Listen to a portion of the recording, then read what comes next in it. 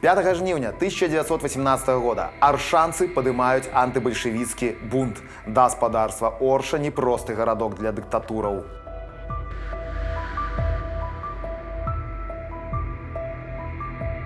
Аршанцы нерэдка і вельмі нечакана падымалі бунты. І паўстанне 1918 года гэта адно з іх. Пры гэтым па ўсёй Расіі такіх паўстанняў можна па пальцах пералічыць. Вельмі караценька пра агульную сітуацыю ў развальваючыйся імперыі. Левыя эсеры падтрымалі бальшавікоў у кастрычніку 17 года і стварылі з імі сумесны ўрад. Аднак, ужо праз паўгады, у весну 18-га, паміж імі пачаліся рознагалоссі, прынцыповыя рознагалоссі.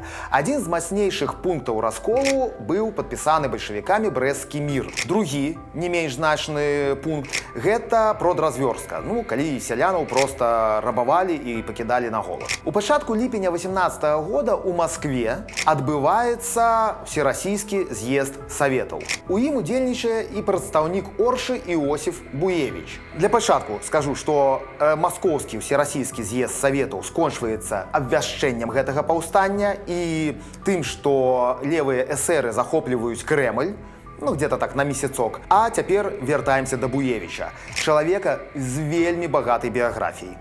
Ён нарадзіўся ў сённяшнім Круглянскім раёне. І на момант з'езду і, адпаведна, паўстання эсэраўскага яму было 35 гадоў.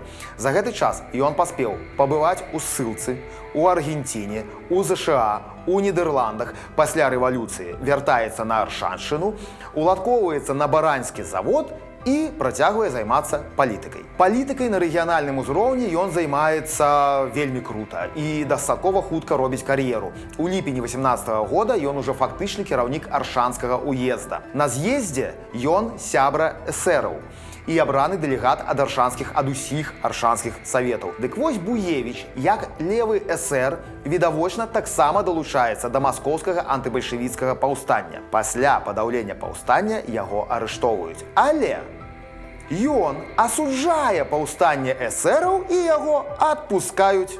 Да, у той час бальшавікі яшчэ не такія крывавыя, бо ім патрэбны саюзнікі, хоць якія-небудзь саюзнікі. Буевіч вяртаецца ў Оршу, дзе яго таксама чакаюць бальшавікі.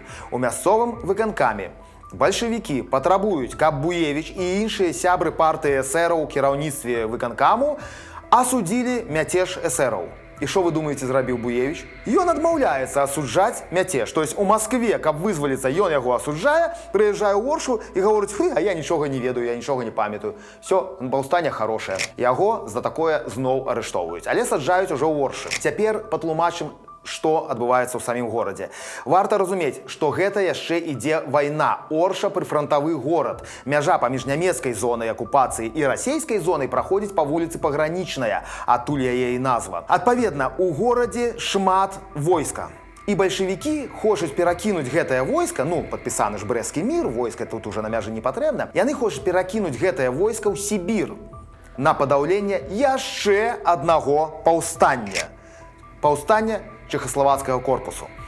А сярод жаўнераў партыя эсераў была папулярная. А як не звязаць эсераўскае паўстанне і нежаданне ехаць на падаўленне паўстання? 5 жніўня яны праводзяць вялікі мітынг, дзе не пагаджаюцца ехаць на ўсход.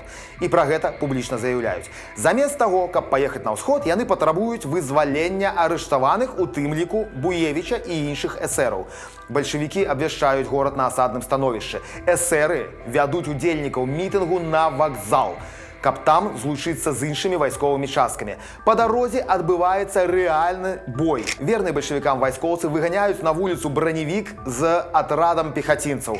Але паўстаўшыя гэта дасведчаныя жаўнеры пераважна. І яны перамагаюць, вызваляюць ўсё ж такі арыштаваных і наадварот абвяшчаюць у вышак аршанскіх бальшавікоў. Вызвалены Буевіч зноў узначальвае горад.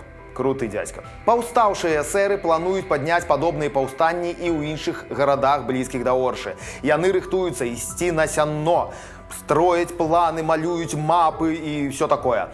У гэты час бальшавікі накіроўваюць некалькі соцень жаўнераў з Віцебску і Смаленску, каб ўсё ж такі выбіць эсераў з горада. І вось тут адбываецца нереальная дзіч. У горад уваходзіць невялікі атрад бальшавіцкай выведкі. І без усялякіх перашкодаў выведка даходзіць да будынку выканкаму. Не сённяшняга будынку, ён пазнейшых часоў. То есть прафесійныя вайскоўцы не змаглі высачыць бальшавіцкую выведку, не змаглі заблакіраваць горад, і гэтая выведка даходзіць да выканкаму. Больш за тое, некалькі чалавек з гэтай выведкі заходзяць і ў выканкам, міма аховы. Камандзір гэтага маленькага атрадзіку заходзіць на паседжанне выканкаму, дзе ў гэты час распрацоўваецца стратэгія тактыкі захопа Сенной, Віцебскай і ўсё такое. Гэты камандзір дастае пісталет, страляе ў паветра і бярэ прысутных на понт. Ён гучна, хорошым пастаўленым голасам гаворыць: выканкам акружаны, горад амаль захоплены, вы тут нічога не ведаеце, а мы ўжо там всё зрабілі. І ўвесь выканкам эсэраўскі здаецца без боя. 3 дні Орша была пад кантролем антыбальшавіцкіх сілаў, і потым літаральна за секунды была здадзена зноў бальшавікам. Але згадваем пра асобу Буевіча. Вот не быў бы он Іосіфам Буевічам, калі б і тут не выкруціўся. Яго, канешне ж, зноў арыштоўваюць. Але праз год выпускаюць. І больш за тое, ён, як аўтарытэтны ў Оршы чалавек, зноў абіраецца кіраўніком Аршанскага савету. Бальшавікам гэта не падабаецца. І праз пэўны час яны ад яго ўсё ж такі спрабуюць пазбавіцца. Яго перасылаюць у Сяно, потым у Коханова і гэтак далей. Тым не менш, Буевіч – это цуд. Ён перажыве нават рэпрэсіі 37-го года і спакойна памрэ ў Маскве аж у 1964 годзе. Унікальны чалавек для тых часоў. І унікальнае паўстанне. Аршанцы ўвогуле унікальныя.